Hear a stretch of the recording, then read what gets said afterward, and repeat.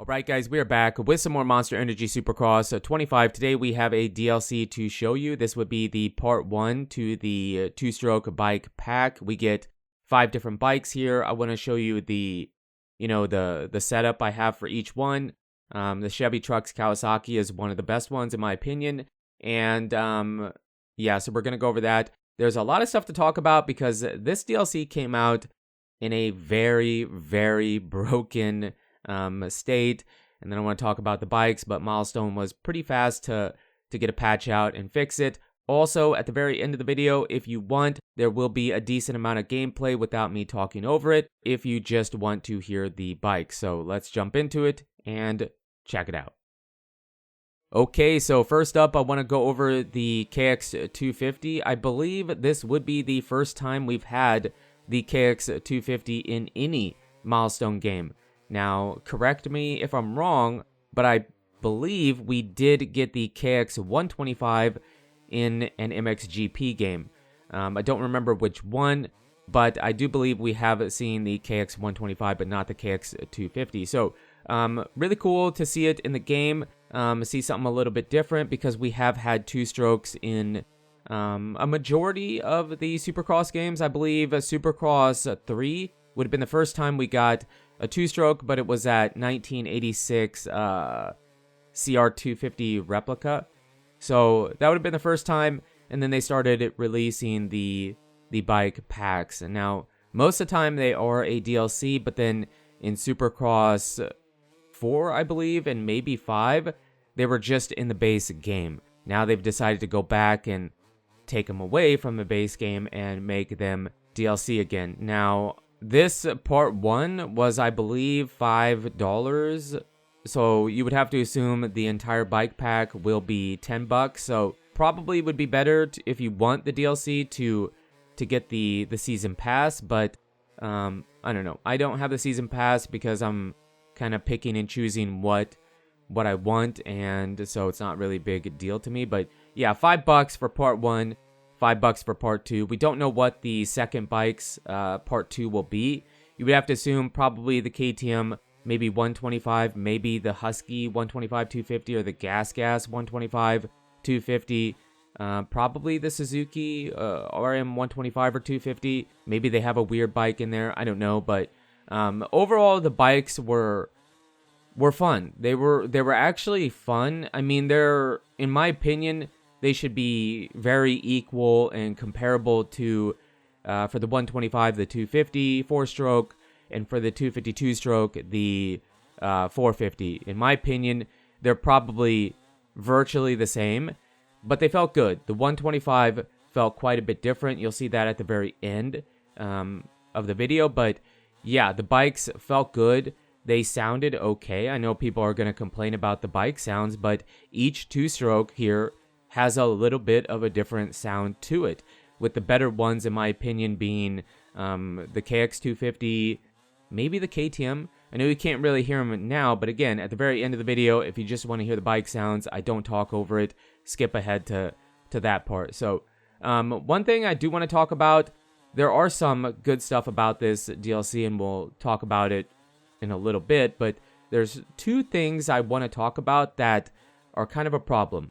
The first one, in my opinion, would be that these bikes are DLC. In my opinion, it's completely fine if they do DLC with these bikes. I mean, MX versus ATV does it. Milestone has done it in the past, but they did give them to us for free in 4 and 5. In 6 too, I believe. So, did that game have 2 strokes? I think it did. So, they were in the game for free, and now they decided to sell them as DLC. So, I don't love the idea that they decided to make them a DLC again.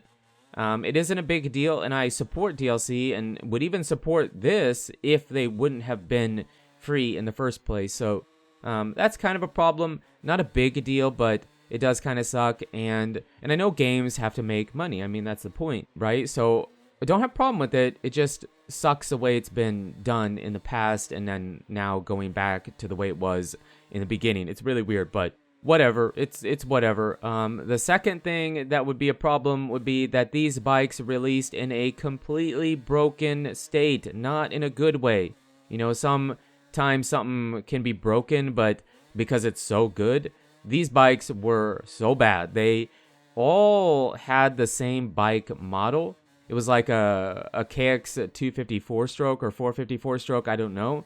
But they all had the same bike model, and they were all lime green with no graphics kit, no nothing. They were all the same. The only thing that would differentiate the bikes was that the YZs had the blue rims, and I think maybe the handlebars would change, but they were completely broken.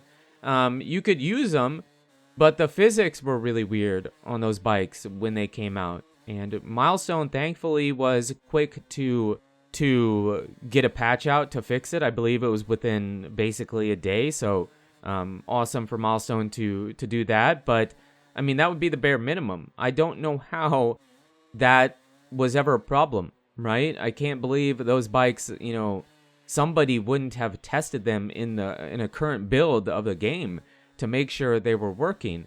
And it wasn't like it was a free patch, and it didn't work. People paid money for it.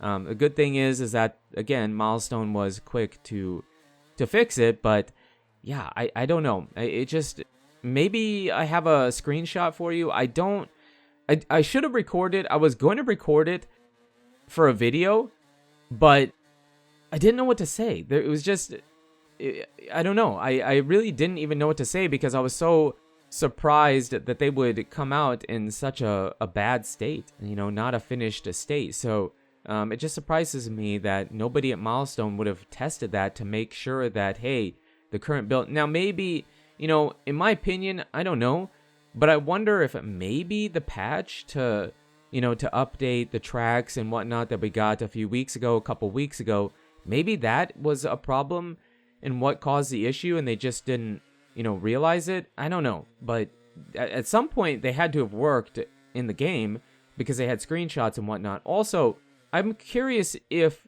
you play on console or Xbox or PlayStation, were the bikes broken for you, where they were all the same, they were lime green, or was that just a Steam PC issue? Because I play on Steam, and for me, it appeared that everybody on PC at least had that same problem. I'd be really curious to know if console was fine or if it just was, you know, a PC player problem. So yeah, this would be the KTM. This is probably about where I'm going to stop talking. And then for the 125 gameplay, I won't talk so you can hear it. The 125 felt different in a good way. It felt like a 125. It was kind of fun. The two-stroke bike pack was really fun. And the reason it was fun, I mean, the two-strokes are cool in the game, but the community customization makes it incredible. I mean, you can get these throwback graphics kits that players have spent days making. So the bikes are fun, especially with the community customization. Makes it so much better. They are working right now. There will be a part 2 to this DLC. I'm really curious to see what bikes will be in that pack for part 2. And yeah, so 125 coming up, and then straight rhythm with each 250, so you can hear the bikes and listen to them and not have me talking over them, because usually somebody complains about that. So let me know what you guys think in the comments down below about this DLC, how you feel about it, and we can go from there. But you guys and girls are absolutely amazing. Thank you so much for the support on the channel lately. It really does mean a lot. And until the next video, take it easy.